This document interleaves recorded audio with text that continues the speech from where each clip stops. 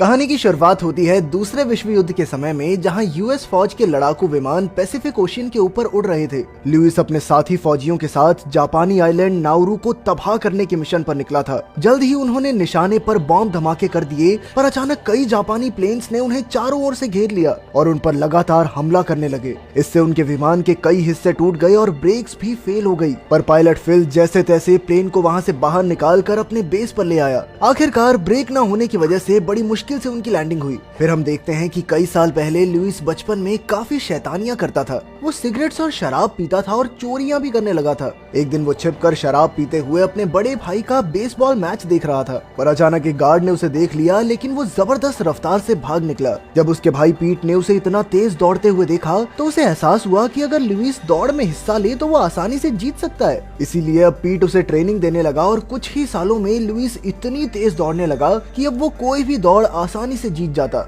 इस वजह से वो तूफान के नाम से मशहूर हो गया। एक बार तो उसने 1.5 किलोमीटर की दौड़ सिर्फ 4 मिनट में पूरी करके देश के सभी स्कूल्स का रिकॉर्ड तोड़ दिया। इसी वजह से लुइस को अमेरिका की तरफ से 1936 के बर्ली ओलंपिक्स में जाने का मौका मिला। जाने से पहले उसने अपने भाई को गले लगाकर उसका शुक्रिया अदा किया। जाते हुए पीट ने उसे समझाया कि एक पल का दर्द उसे जिंदगी भर की शोहरत दिला सकता है। इसके बाद दौड़ का दिन आया, जहां लुइस 5000 मीटर की रेस में हिस्सा ले रहा था। उसका पूरा परिवार रेडियो पर दौड़ के समाचार सुन रहा था, मगर जल्द ही कई मजबूत खिलाड़ियों ने लुइस को पीछे छोड़ दिया। पर लुइस भी पूरा जोर लगाकर दौड़ा और कई खिलाड़ियों से आगे निकल गया, मगर आखिरकार उसने 8वें नंबर पर दौड़ खत्म की। अब उसने अगले ओलंपिक्स जो 1940 में टोक्यो में होने वाले थे, उनमें गोल्ड मेडल जीतने का फैसला किया। मगर जल्द ही दूसरे विश्व युद्ध के शुरू होने से उसका सपना चकनाचूर हो गया। वर्तमान समय में प्लेन लैंड करने के बाद फिल ने भगवान का शुक्रिया अदा किया तो लुइस ने कहा कि उसे भगवान पर यकीन नहीं है। खैर, अगले दिन से ही लुइस दौड़ने की ट्रेनिंग में लग गया और उसकी रफ्तार देखकर उसके सभी साथी भी हैरान रह गए।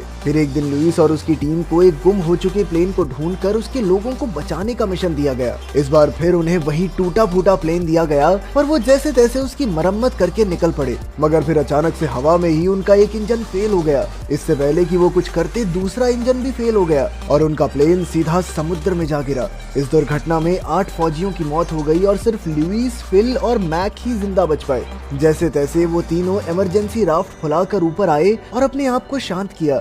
मैक तो बिल्कुल हिम्मत हार चुका था, पर बाकी दोनों में हौसला बाकी था। उनके पास खाने को कुछ ही चीजें थी और पीने के लिए एक बोतल पानी। लुइस ने कहा कि वो सुबह और रात को चॉकलेट का एक एक टुकड़ा खाएंगे और दिन में बस 2 घूंट पानी पिएंगे। फिर रात को इतनी कड़ाके की ठंड में उन्हें सोना पड़ा। अगली सुबह एक प्लेन की आवाज से उनकी आंख खुली। उन्होंने बंदूक चलाकर प्लेन का ध्यान खींचने की कोशिश की, मगर कोई फायदा नहीं हुआ। बाद में लुइस ने देखा कि चॉकलेट के सारे डिब्बे तो खाली थे, क्योंकि सारी चॉकलेट मैक खा गया। ये देखकर लुइस को बहुत गुस्सा आया, पर उसने किसी तरह खुद को रोका। अब उन्हें इस समुद्र में बिना खाने और पानी के न जाने कितने दिन गुजारने थे। तभी अचानक एक पंछी उनकी कश्ती पर आकर बैठ गया और ये भूखे फौजी एकदम से उस पर झपट पड़े। उन्होंने इस पंछी को खाकर अपनी भूख शांत की, पर जल्द ही उन तीनों को उल्टी आ गई। इसके बाद उन्होंने पंछी के मांस को पानी में डालकर मछलियां पकड़ने का फैसला किया। जल्द ही उन्हें एक मछली मिली और सबने मिलकर उसे खाया, मगर धीरे धीरे उनकी हालत बिगड़ती जा रही थी। अचानक एक रात समुद्र में जोरदार तूफान आया और उन्हें लगा कि ये उनकी जिंदगी की आखिरी रात हो गई। तब लुइस ने भगवान से प्रार्थना करते हुए कहा कि अगर तू है तो आज मुझे बचा ले, और अगर आज मैं बच गया तो सारी जिंदगी दूसरों की सेवा में बिताऊंगा। फिर चमत्कार हुआ और वो तीनों तूफान से बच निकले।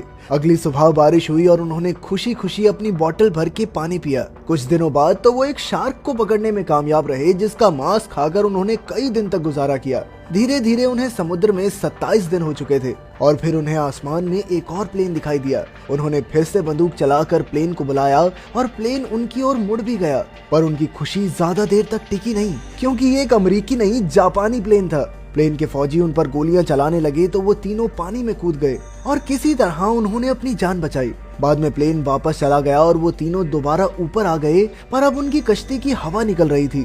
उन्होंने तुरंत छेद पर टेप लगाई और ऊपर आ गए। धीरे धीरे समय बीतने लगा और वो तीनों इस छोटी सी कश्ती में सिमट कर बैठे थे। अब उन्हें समुद्र में फंसे हुए 40 दिन पूरे हो चुके थे। मैक की हालत काफी खराब थी और जल्द ही भूख की वजह से उसकी मौत हो गई। लुइस और फिल ने दुखी मन से उसकी लाश को ढका और उसे पानी में बहा दिया। इसके बाद वो भी जैसे तैसे दिन काटने लगे, पर अब उनकी हालत इतनी खराब हो चुकी थी कि अब वो बोल भी नहीं पा रहे थे।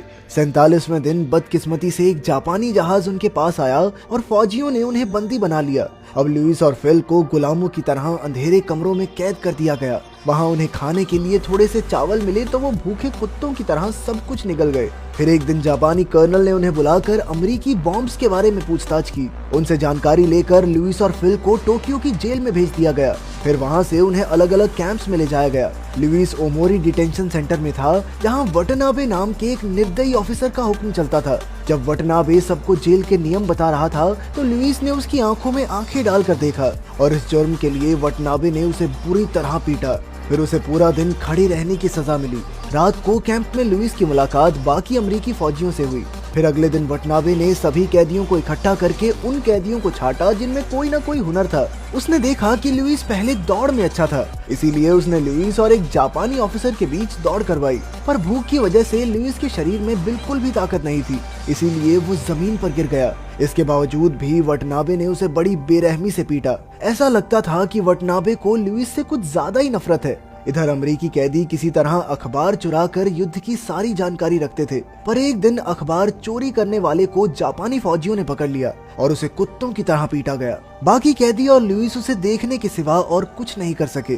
कुछ दिन बाद लुइस को अपने घर के लिए संदेश भेजने का मौका मिला, जिसके जरिए वो अपने परिवार को बता सके कि वो जिंदा है। असल में यूएस सरकार के मुताबिक प्लेन क्रैश में उसकी मौत हो गई थी। आखिरकार उसे एक रेडियो स्टेशन ले जाया गया, जहां उसे अपना संदेश रिकॉर्ड करना था। साथ ही लुइस पर ये झूठ बोलने का दबाव बनाया गया कि यहाँ उस पर कोई अत्याचार नहीं हो रहा, ताकि अमेरिकी सरकार पर जापानी कैदियों को ढंग से रखने का दबाव बन सके। इसके बाद लुइस को काफी समय बाद अच्छा खाना खाने को मिला, मगर इसके बाद जापानी ऑफिसर्स ने उसे अमेरिका के खिलाफ भाषण देने को कहा। इसके बदले उसे जापान में एक अच्छी जिंदगी बिताने का लालच दिया गया, पर लुइस अपने देश के साथ गद्दारी करने को हरगिज तैयार नहीं था, इसीलिए उसे वापस जेल कैंप में भेज दिया गया। जब वो लौटा तो वटनाबे ने कहा कि लुइस भी उसकी तरह ताकतवर है और अगर वो युद्ध में ना होते तो शायद बहुत अच्छे दोस्त होते। पर क्योंकि लुइस ने ऑफिसर्स की बात नहीं मानी, इसलिए वटनाबे ने सभी कैदियों को लुइस के मुंह पर मुक्का मारने का हुक्म दिया। ये सजा पूरा दिन जारी रही और अंत में लुइस का चेहरा बुरी तरह जख्मी हो गया। फिर एक दिन ऑफिसर्स के मनोरंजन के लिए कैदियों को सिंड्रेला नाटक करने का हुक्म मिला। इस दौरान वटनाबे ने लुइस को बताया कि अब वो सार्जेंट बन गया है, इसीलिए कल वो ओमारी डिटेंशन सेंटर से जा रहा है। उसने लुइस से कहा कि मुझे बधाई दो, लेकिन लुइस एकदम शांत रहा। वटनाबे के जाने के बाद कैदियों की जिंदगी काफी बेहतर हो गई, लेकिन ये सब ज्यादा दिनों तक नहीं चला। अचानक एक दिन दूसरे देशों ने साथ के शहर पर बॉम्ब धमाके कर दिए, जिस वजह से सभी कैदियों को नाइत्सु कैंप भेज दिया गया। वहाँ पहुंचकर लुइस ने देखा कि यहाँ का ऑफिसर कोई और नहीं बल्कि वटनाबे ही था, और वटनाबे को देखते ही उसे वहीं चक्कर आ गए। वटनाबे ने फिर से भाषण दिया और बिना वजह लुइस को मारा। लुइस से कुछ ज्यादा ही प्यार है भाई से। अगले दिन से सभी कैदियों को कोयले के बड़े बड़े बैग्स जहाज में चढ़ाने की सजा मिली। इन बैग्स का वजन और भूख प्यास के चलते कई कैदी बेहोश होकर पुल से नीचे गिरकर मारे गए। एक दिन लुइस बहुत ज्यादा थकावट की वजह से जमीन पर लेट गया, तो फौजी उसे पकड़कर वटनाबे के पास ले आए। तब वटनाबे ने उसे अपने सर पर भारी भरकम लकड़ी उठाने की सजा दी, और अगर उसने लकड़ी गिराई तो उसे गोली मार दी जाएगी। बेचारा लुइस मरने की हालत में भी जैसे तैसे लकड़ी को उठाए खड़ा रहा। सभी कैदी उसका जज्बा देखकर हैरान रह गए और धीरे धीरे लुइस की जीत के नारे लगाने लगे। ये सुनकर लुइस का जोश और बढ़ गया और उसने वटनाबे की आंखों में आंखें डालकर लकड़ी और ऊंची उठा दी। ये देखकर वटनाबे गुस्से से तिलमिला उठा और उसने लुइस को खूब पीटा। अगली सुबह एक जापानी ऑफिसर ने ऐलान किया कि युद्ध खत्म हो चुका है और उसने सभी कैदियों को पास की ही एक नदी में नहाकर आने को कहा। पहले तो कैदियों को लगा कि उन्हें मार दिया जाएगा, पर अचानक आसमान से अमेरिकी प्लेन गुजरा और वो समझ गए कि आखिरकार युद्ध खत्म हो गया है। सारे कैदी बेहद खुश हुए और नाच गाकर जश्न मनाने लगे। इसी बीच लुइस वटनाबे से मिलने गया, पर तब तक वटनाबे बाकी जापानी फौजियों के साथ भाग गया था। तब लुइस जमीन पर बैठ गया और वटनाबे के बचपन की तस्वीर देखने लगा। आखिरकार लुइस और बाकी कैदी अपने देश वापस लौट आए, जहां उनके परिवार बेसब्री से उनका इंतजार कर रहे थे। ये एक सच्ची कहानी है, जहां बाद में लुइस ने शादी की और उसके 2 बच्चे भी हुए। उसका भाई फिल भी जंग से जिंदा लौट आया। उधर वटनाबे भेष बदल कर छुप गया, क्योंकि युद्ध में किए हुए अत्याचारों के बदले उसे सजा सुनाई जानी थी। वहीं लुइस ने अपना पूरा जीवन लोगों की सेवा में लगाकर भगवान से किए अपने वादे को पूरा किया। साथ ही उसने बुरे समय को भुलाकर जापानियों को माफ कर दिया और वो कई जापानी लोगों से भी मिला, लेकिन वटनाबे ने उससे मिलने से इनकार कर दिया। आखिरकार 80 साल की उम्र में ओलंपिक्स में दोबारा दौड़कर लुइस ने अपने सपने को पूरा किया। अगर वीडियो पसंद आई तो लाइक कर देना, चैनल को सब्सक्राइब कर देना। मिलते हैं अगली वीडियो में।